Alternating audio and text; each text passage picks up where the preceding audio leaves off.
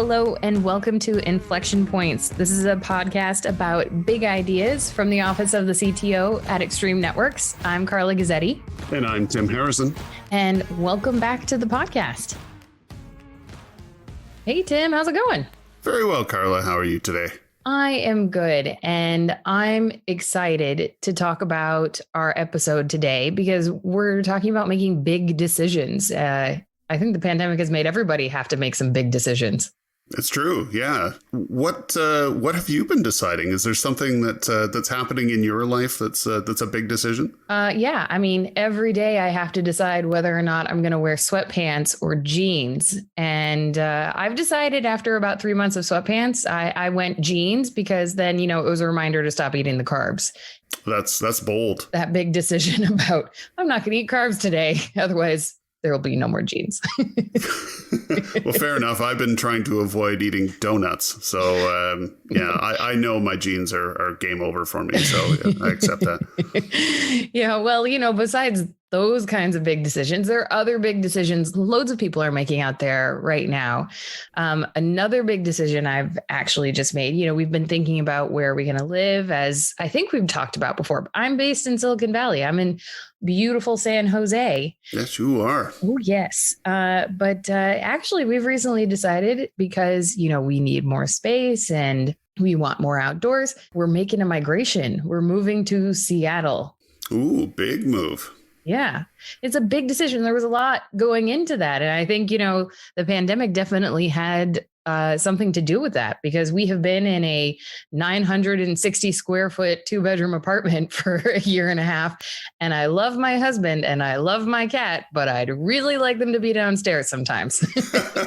I made that decision myself several years ago with going from a 980 square foot condo in downtown Toronto out to lovely Stratford, Ontario for very much the same reasons, but minus the pandemic. But now we're in the circumstances we are, and I have a 9-month-old baby boy. So there's some decisions around that are pretty difficult and are very much influenced by what's happening in the society around us. Yeah, absolutely. So today on the episode, we're going to be talking about probably not personal decisions. I'm not expecting our two guests to really get into their personal decision making during the Perhaps pandemic. Not. Maybe not. A little awkward.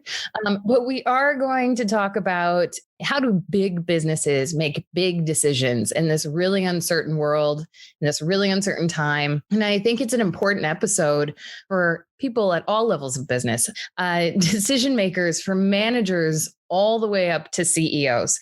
I think this is going to be a really important thing because we have some people who are here to give us some guidance. And I can't wait to see what they have to say because we have two of our major decision makers from Extreme Networks joining us. First, we have Nabil Bukhari, our Chief Technology Officer and Chief Product Officer, who's going to be joining us. And he's considering not only what is going to happen in the next 5 years, but he's thinking about what's going to be happening in the next 10. And then he is joined by Cuellar, Amrod. Alan is our Chief Cloud Officer. So he takes all of these big decisions that Nabil is making and he goes, okay, how am I actually going to make that happen? So both of them are constantly evaluating risk, constantly thinking about what's next, and then having to figure out how do we make the decision and then how do we action it? And knowing Alan's voice, hearing him say "K" sounds a little strange, but I look forward to seeing if we can get him to say it in our interview. And of course, everybody should remember Nabil from our first episode. He's the one who came up with this big idea of the infinite enterprise. Effectively, the theory is that the center where we've all been with our enterprises, with our campuses, is going to be expanded out to the periphery. So the users. Wait a minute.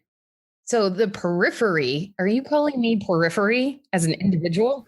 You are peripheral. I would suggest that you are now peripheral. And certainly once you move, you'll be further peripheral from the center of the universe. Well, I never.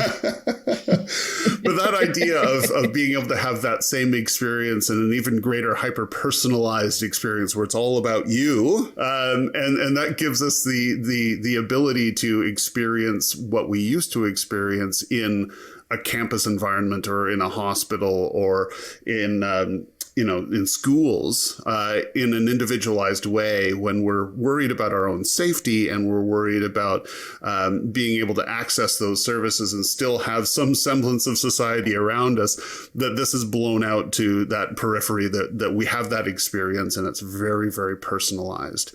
So I'm really excited to hear more about what that means and how do we as people within the business world support that experience.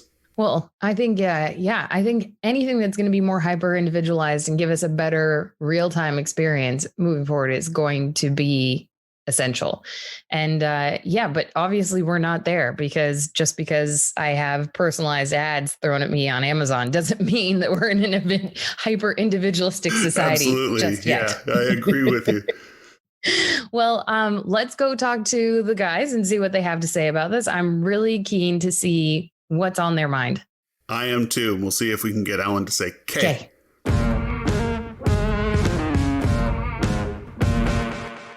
Thank you again, Nabil and Alan, for joining us. We're really excited to have you both here.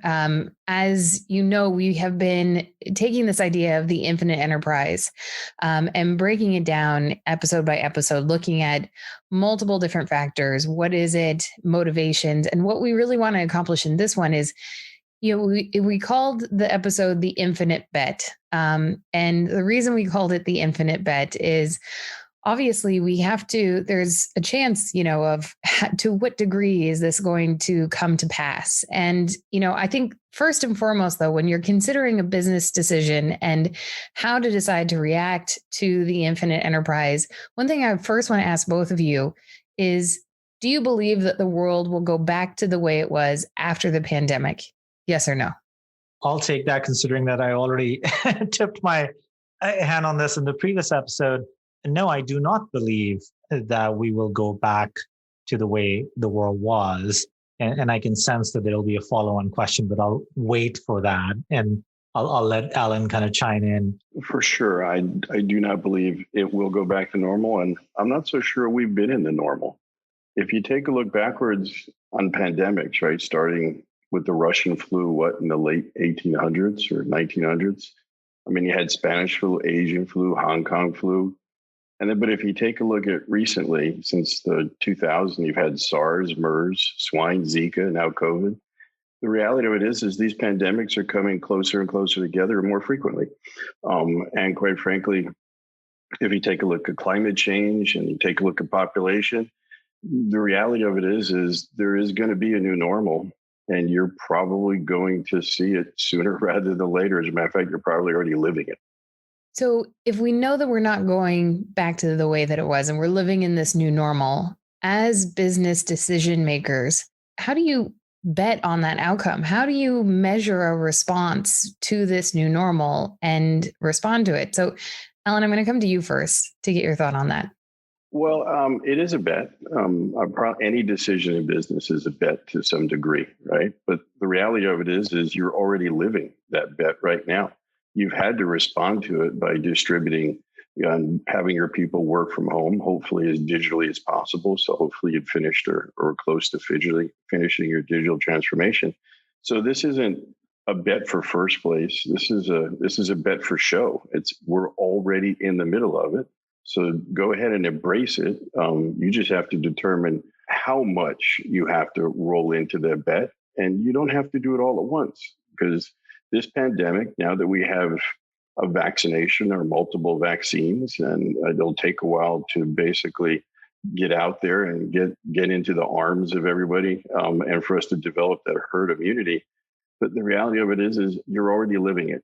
You'll see it ramp down. And as it ramps down, people will express to the company if they're willing to come back or if they want to split their time or what conditions they'll come back under. So you're already in that bet.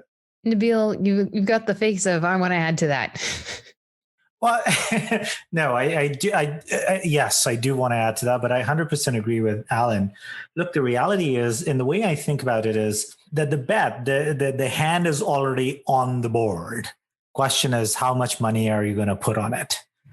The fact that we're already living in this, as Alan pointed out, and I 100% agree with him, I don't think that's something that people can deny. But as business leaders, the real question to us is, in which direction it'll go, how much it'll go, how fast it'll go, and how much money am I willing to put on it?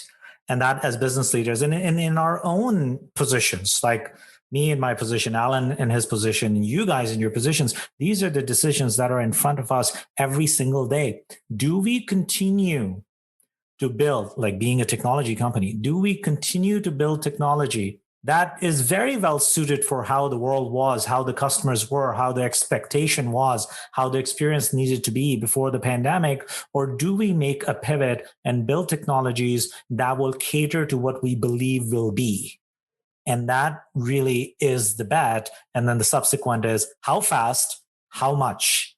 And to me, as a business leader, whether we believe individually that things will go back to normal or not, as business leaders, we cannot take the risk to consider that it would only be one way or another.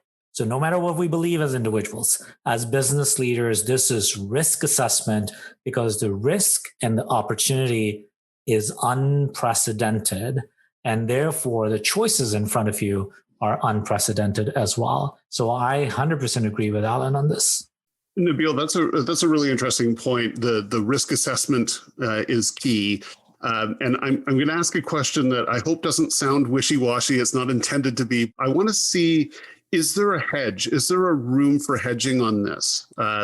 People need to make these decisions, but from a technology standpoint, from even a business direction standpoint, is there any room for a hedge on this? I believe yes and no.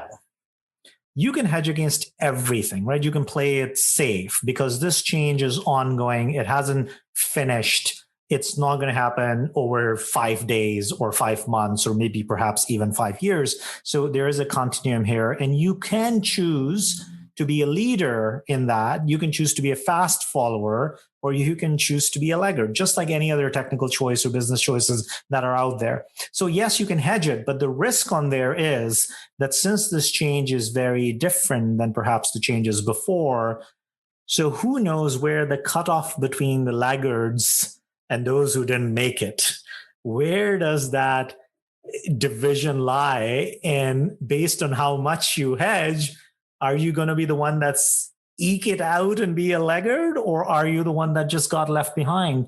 And that's really, truly, in my opinion, the high stakes of this bet. So yes, you can hedge, but the risk of the hedge is unprecedented as well. And the flip side of it is that the opportunity of being the leader is also unprecedented.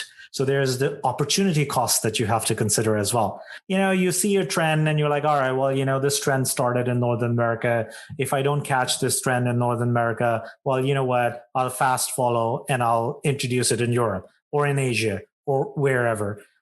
But this one, yeah, you're not going to get that rolling effect here.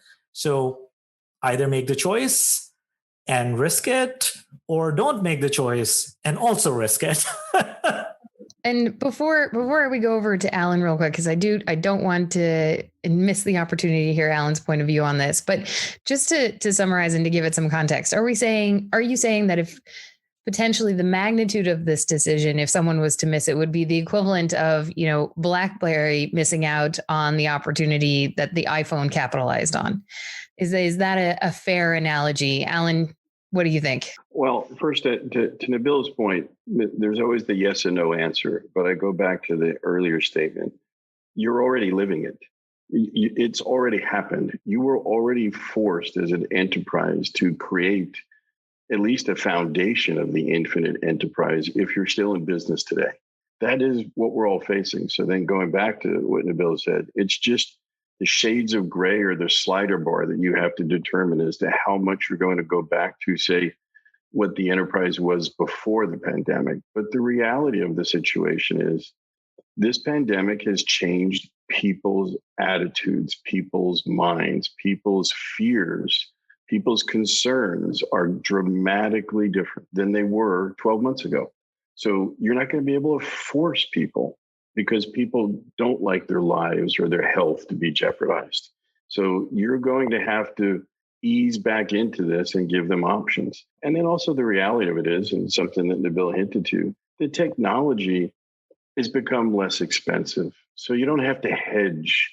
It's less expensive and more readily deployable because of the cloud. You got to take a step back and think about it. There was times nobody ever thought we would need 2 cars or 2 phones in our home or 2 TVs in our home. The reality of it is, if you're going to have the infinite enterprise, almost anybody is going to have 2 networks in their home. One's going to be personal and one's going to be corporate. And by the way, that corporate one's going to have to be able to travel with them. That's the new infinite enterprise. And it's not if we're going to go there. To Nabil's point, it's when and how much and what's that slider bar that you're going to have to figure out. That's the degree of bet. And it isn't one you have to go all in on right away. And again, the basis that you can measure it against is what are you doing now? Because you're only going to change 10 or 20% back to where you were in all likelihood. I think we've explored this quite a bit. The reality is that, look, in our roles, we see it in a certain way. We see it as an enterprise ourselves. We see it as somebody that provides the technology that allows you to make the choice for our customers. So we see it from both sides. And then obviously we see it as people who are working in an enterprise, people who buy from an enterprise, as a consumer, as a client, as a talent itself. So we're all in it. The key is everybody's vantage point is different. There is never, ever a thing where everybody is a winner and everybody is a loser. There are always losers and winners. So everybody gets to make their own choice, which column they're going to show up.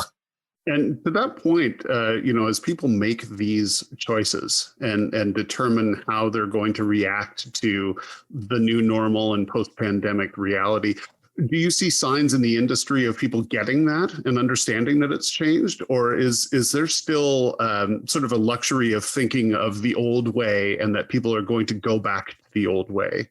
So, look, I do believe that people are thinking that way, that, look, this is going to change. Because think about even I think you asked me about the mile markers earlier as well. Think about how people are starting to treat the talent, just something that is closer to our heart. We all hire people and stuff. There has been the sudden shift, as Alan pointed out. People might not come back to the offices, so people are more open to letting people work from home. That's a very small thing. But the bigger thing is, for example, in our company, we have this policy now that meet the talent where the talent is.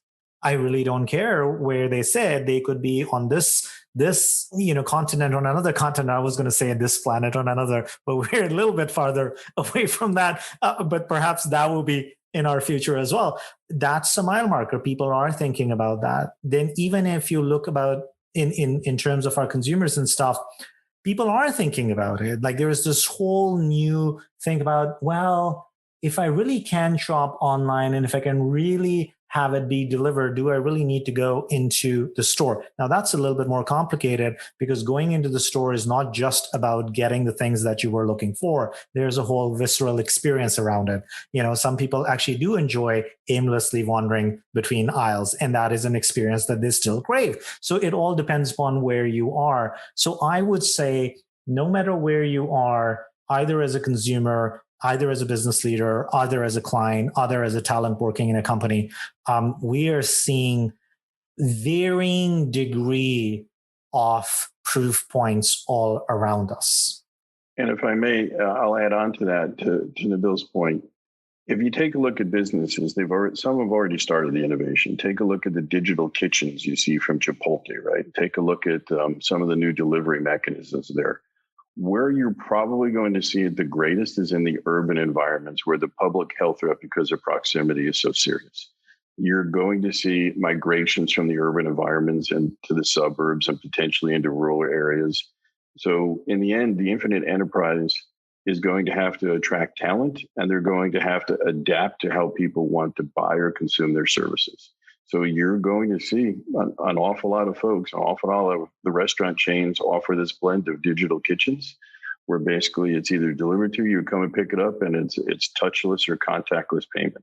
That's going to happen. It's going to happen across multiple industries. If you take a look at Hyatt Place, they already had it to a point where you never had to talk to a human being to check in and get your room key. It's going to happen in hospitality.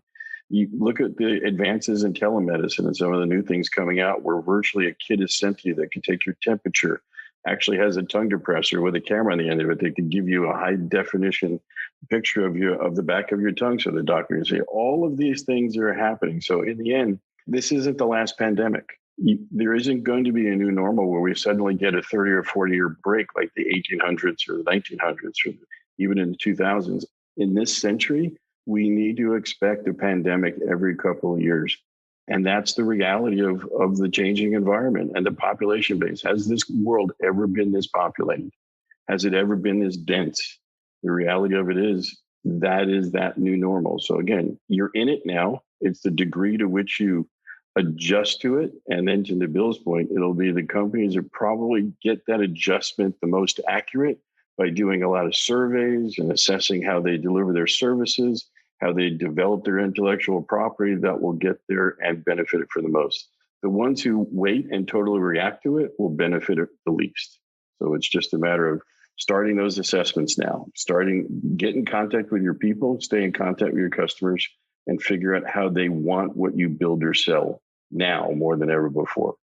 So I think that's really important. And I guess you've started to touch on what I've been thinking while you've been talking about this, but business is changing. So it's driving ultimately to the end consumer, which has been a trend within business. It's definitely been the focus for e-commerce for years now. It's the fundamental customer experience first, but now it's going to be hyper individualized.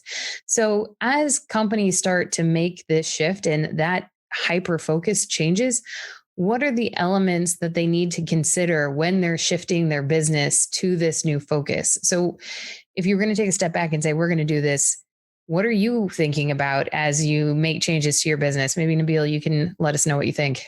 Look, this is the timing part. When do you start? How far you go? How strongly do you invest in it? Right. So as Alan was talking about, when he was talking about like Chipotle and digital kitchens, and I was like, look, all of these people who come in, live in San Francisco or live in Toronto because they can walk out to the coffee shop or to any cuisine from the world, the culture that brought them here. Now, when these people go back to wherever they came from, which could be somewhere else, you as a business leader now have the opportunity. Are you going to take these coffee shops and these stores and these restaurants the way they were in San Francisco out to in the middle of nowhere to reach the customer? Or are you going to rethink that experience in a different way so you can cater to these people who have seen the center, who were part of the center? I'm kind of referring back to the original concept that they had that expectation of an experience that was provided in the center. So that's the choice. How are you going to do that? Now, where I 100% agree with Alan is that it's not a cut and dry decision that one Monday morning you wake up and you say, okay, while I'm brushing my teeth, I got to make this decision. And when I get to the office, that's it. We're implementing it. Right? It's not going to be that. It is a continuum. Choices that you make. For example, you can choose to still create localized, offices, or you can still create brick and mortar store, but you might choose to put in technology that can easily be moved from a brick and mortar in San Francisco to perhaps a digital environment, or in my opinion, to a 3D virtual environment. Right? So those are choices. So it's not a single choice that you must make today. It is a continuum of choices and the strength of those choices. When you are choosing, choose with the possibility that you might have to go in this direction or that direction, and choose a technology that allows you to do that. Flexibility is going to be the key. So a lot of business leaders, when I talk to them, this is the point that I make. One of the fundamental and the first choice that you can make today is to make a choice on anything that can be distributed. If you make a choice and you say whether this thing is only meant for a concentrated deployment or usage, or it can be distributed, always choose distributed. Now that's the first choice. And then you build upon that. Look, this is not going to be, nobody's crystal ball is going to look far out enough to know exactly how this is going to end. So we're going to have to make these choices one step at a time. And in my role as a business leader, one thing that I know is that my first choice is about distributed. My first choice is about flexibility. My first choice is about reducing the risk of obsolescence. My first choice is to be open to this hyper individualized world, both for my talent and my customers. And then we'll see how it goes from there. Now, Nabil, take me a little bit through that distributed decision point. One of the things that I'm thinking about when I hear you talk is that as you've taken the center and burst it out into the periphery with a hyper individualized experience, are those individuals pressuring the business or the enterprise to change how the enterprise views the individual, or is the decision-making still fundamentally the enterprise is deciding what the individual will have as part of their experience? I'm going to answer the last part of your question, and I'm going to hold my thoughts on the distributed, because when Alan is in the room, nobody else should talk about distributed other than Alan. He is the king of that, right? But I'm going to answer the last part of your question. I actually believe that both the individual and the enterprise has to start looking at each other differently. Because look, as an individual, we are both working in the enterprise as well as the customers of the enterprise, whatever the enterprise might be, right? So we have to think about it differently. When I am looking for talent, the talent must be looking at the company. Does the company allow the talent to be wherever they are? Does the company allow them to have the experience, whatever they want to do? And same thing with the customer. And then when the enterprise looks and says, we will do the same thing, that look, is the individual going to be really individual? What are they going to buy? What are they going to spend on? How do they want to consume services, right? How sticky they're going to be, or how fickle they're going to be, one way or another. So I think it's both. The challenge here is that they're both changing at the same time. So it'll be interesting. But to your earlier question about distributed, I'm going to punt that to Alan because he's been building it before people even understood what it was. So Alan, on to you, man. Put it this way. Distributed always, to Nabil's point, works because it allows you to achieve scale. But the other reason distributed works is because ultimately what it allows you to do is, normalize or level load your enterprise. It's always better. It doesn't matter whether it's distributing your talent, distributing your compute, or distributing your data. Aggregation always comes with risk. It always comes with cost, and it always creates bottlenecks. So no matter what, distributed is the best way to do it, whether it be in signals or systems or physics. Distributing is the best. Even building a bridge, you distribute the weight, right? That's the reality of it. It's only often a new technology that has to be centralized, but once that technology approaches, commoditization, distributing is much more effective. But I do want to address the hyper individualization because I know it's a very popular term now, hyper individualization or hyper customization. What's needed for that is you need to be able to recognize someone. With that means you have to have data, you have to have patterns, and you have to have systems and sensors, not talking facial recognition, but recognizing consumer through an app. And you know that the 9 times they previously ordered from you, they ordered the same type of burrito. So as they enter the store, they get an extra 10% off that day because on the burrito of their choice, and it just happens to be the one that they like. That's the kind of thing. So you need to be able to recognize and act in real time.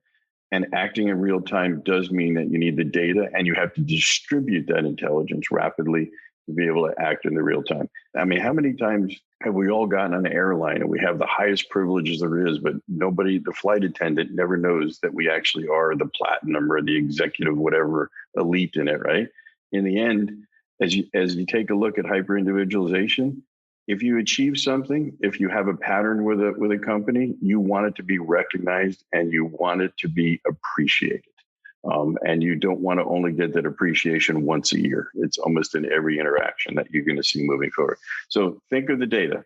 And to get the data means you have to distribute and that you have to compute and that compute has to be distributed because you never know that digital kitchen the person is going to walk into next. And you want to make sure you react to it, or hotel or office or whatever the case may be. I think one of the points that Alan made here is something that is so near and dear to my heart. And Alan and I talk about it all the time. Look, aggregation happens by default or by mistake. Distribution is a conscious choice. If you don't think about it, you're going to summarize, you're going to aggregate. The same thing about, if Alan buys this a burrito, Nabil is a really good friend with him, he must buy the same burrito as well. No, that's summarization. And the whole entire business, the trend theory, the group theory, whatever you want to think about, they were all built on this concept: summarization, aggregation. And that's just as I'm talking about in data, but I want to build a team. Let's just build all of them in San Jose or all of them in Toronto, like wherever. I'm going to build a store. Well, let me just put it where the most amount of population is. I'm like, you can take example or for example, aggregation happens by default or by mistake. Distribution, whether that is of your talent, whether that is of your stores, whether that is of your clinics, whether that is of your schools, or most importantly, as Ellen said, of your data, that is a conscious choice. And if you don't make any choice as a result of this pandemic, make this one choice: to distribute with a conscious effort. I have one last question that I would feel remiss if I didn't ask before we wrapped up our time with both of you. And that's actually about timing. So if this is coming and we're in the new normal and we're seeing this shift, do you want to be the first one out of the gate? Do you want to be the first one inventing? We know we definitely don't want to be the last one because you don't want to become obsolete. But what's your timing? Alan, do you have anything that you'd like to share on timing? I reiterate, you're already in it. So whatever you've already done, you've already started to make those decisions, solidify those decisions, and then figure out if you need to go further. You've already made it for better or for worse. It's for the better because it is the future. And again, it's all the way back to what Nabil said originally: shades of gray or slider bar. So I'd say the best thing is don't deny it. Just embrace it, lean into it, and then you could adjust your lean over time. I would agree. I mean, like what Alan essentially is saying is that if you're still thinking about whether you should make the choice or not, so you're definitely not first out of the gate. So you're already in the middle of the pack. But, I was being facetious. So moving that around, I would think that every choice has a cost, either in terms of implementing that cost or an opportunity cost. So the cost of making the choice or the cost of not making the choice. And that is very unique to everybody as an individual or as businesses, most importantly as businesses. And I believe that the speed should be calculated based on that cost of making or not making. And as business leaders, that is what we are here for. That is something that we owe to our teams. We owe to our shareholders if we are public. And more importantly, we owe it to the society because businesses are not divorced from society. We are part of it, an integral part of it, an active part of it. So the choices that we make go beyond the result of this quarter, go beyond my stock price, go beyond my impact to my customer. It has an impact on the society, and especially in this new society where it's infinite number of people connected infinitely, my choice is going to be outweight or heavyweight or whatever you want to call it. Everybody's choice is going to be that way. So I really believe, think about the cost of making it or not making it, and based on that, decide how quickly or how late. Probably not a very satisfying answer to somebody, but look, there are no answers here, and that is a powerful position to be in because you can make your answers as you go. And in the infinite enterprise, there are infinite options to make choices. So we can't give the answer. We can let you make your decision, which is really placing that bet. So that's fantastic. Yeah, and which is where you guys started, that you named this episode Infinite Bets, and that is really true. How many times can we say in the history of humans or individuals or businesses that you have infinite choices? No, you don't. But this time you do, which Now, further comes that with infinite bet comes infinite ways of screwing it up, but that's a different story altogether. Everybody takes their chances, right? That's the gamble of the bet. That's fantastic. So, like Alan's proverbial burrito, it's time for us to wrap it up. But I want to thank you, Nabil and Alan, for joining us today and giving us a view on what that bet looks like and where we are in making those bets. So, thank you very much. Thank you for having us, Eric.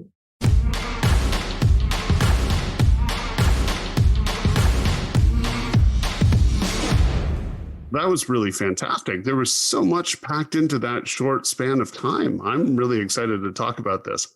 Yeah, I know. I agree. I think what was incredible is that, we got what, 20, 25, 30 minutes with them, something like that. But I feel like we covered quite a bit of ground in just a short span of time. But I think my biggest takeaway from it, and Tim, you might disagree, is that it's clear we're here. We're in the new normal. And we've just heard it from two people who are thinking about it all the time. But things are not going to change, or things have already changed, and they're not going to go back to the way that they once were. Absolutely. One of the things that sort of expanded on that was the idea that businesses are a part of society. So, as we move through this experience, businesses are along, by necessity, along for the ride. And those decisions that businesses make are not just made for the quarter or for the stock price. They're made for the future of the business, the people who are there, the users, everyone. There's so much at stake, which makes the bet really important. Yeah, and there's so much at stake. This could be, BlackBerry, iPhone kind of territory. That's how high these stakes are, that if we don't change right now, or businesses don't respond to what's happening right now, they could see themselves out of business potentially whenever we're looking at the post-pandemic world. Yeah, it's very true. I think Nabil said the choice is to make the choice and risk it, or don't make the choice and risk it. Right. So there's everything is a bet at this point. But we're having to take the input of what's happening in society around us to try and make the best bet possible. And I thought his final statement of infinite bets come with infinite ways to screw it up, I think was a great way to look at the circumstances surrounding us. But we do have a lot of input. We are riding that wave. We are experiencing it all together, and we are in the middle of it. So being able to understand and look at what's happening around us, I think will allow us to make those bets. Yeah. And I think part of the reason why I had asked Alan about timing is that he has a phenomenal saying that he has said to me a couple of times in our day-to-day is he always says, you might not want to be the first one out of the gate, but you want to be a fast follower. And I was hoping that he was going to say that. But I think what we got instead was, if you're not already changing now, then you already have a problem on your hands. Yeah. And he alluded to the cost of technology making your bet a little easier as well, right? You can take the chance because it's not going to hopefully it's not going to bankrupt you to make those choices. And you can make some decisions very quickly because the cost of making those decisions might actually be a little lower for a shorter span of time. So there's little micro bets, it feels like, that are being placed as we go through this. And I like the fast follower idea, but as we're all experiencing this across the world at the same time, there really isn't a fast follow going from one geographical region to another geographical region. You have to make your bets globally with your business, which is, potentially terrifying for some. But I think with those little micro bets, if I could coin a phrase, and with the experience we're all having together, I think there's some opportunity here not to end up in a circumstance where we're shooting ourselves in the foot. I think when we're talking about this, it feels like there's so much grandeur. Like what this conversation only is applicable to, publicly traded $1 billion plus companies. But actually, this is very applicable to local businesses and local economy as well, because, I see it. For example, there's a yoga studio just down the road from me. and they had to stay in business. And what they've decided to do is have everything over Zoom. So they do yoga classes over Zoom. But that's the kind of, movement. And even these decisions for local businesses are going to be really important about how do they continue to serve their customers in this new normal, because now everybody might be used to, doing yoga at home, and they'd rather do that than be in class. So I think it's, how does that change? How does that evolve? So, I don't want people to listen to this and feel like that conversation from a CTO and a chief cloud officer isn't applicable to them. Right. I have lots of musician friends who are having, challenges because all of their natural ways of making money and supporting themselves have gone away because of lockdowns. And, as part of the infinite enterprise themselves, they have to think of things in a new way, and they have to somewhat decentralize, as Alan and Nabil talked about. They have to find a new way to get to their audiences. And they've been spending a lot of time online and doing things in a different way. They're still being creative. They're just reaching their audience in a different way using different technologies. Some of them are struggling, more than others, and everybody's having a rough time as they find their way through. But I think you're right that ability to take that infinite enterprise idea and apply it to everything local is really powerful. It helps bring that message from as you say, like the global companies down to the level of the everyday user who's just trying to find a new way to make sure that their business is relevant in the new normal.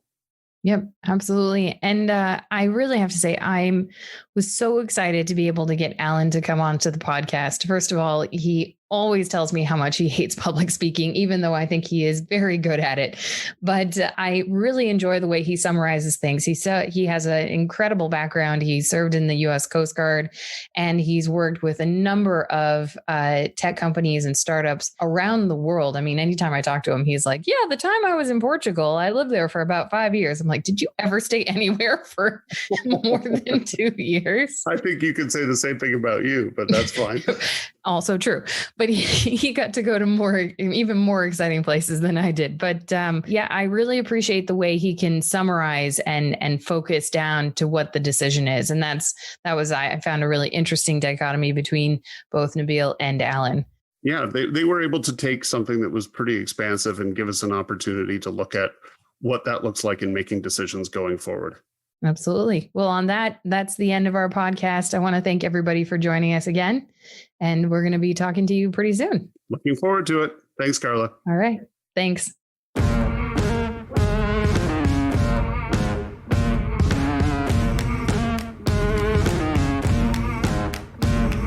Next time on Inflection Points, we're wondering if in a post-pandemic world, do we have to ask ourselves different questions in order to innovate? I am pumped. We have two brilliant fellows joining us, Marcus Nispel and Roy Boberket, both of whom have worked with our customers and engineering teams to drive innovation for the last decade at Extreme Networks. Join us next time.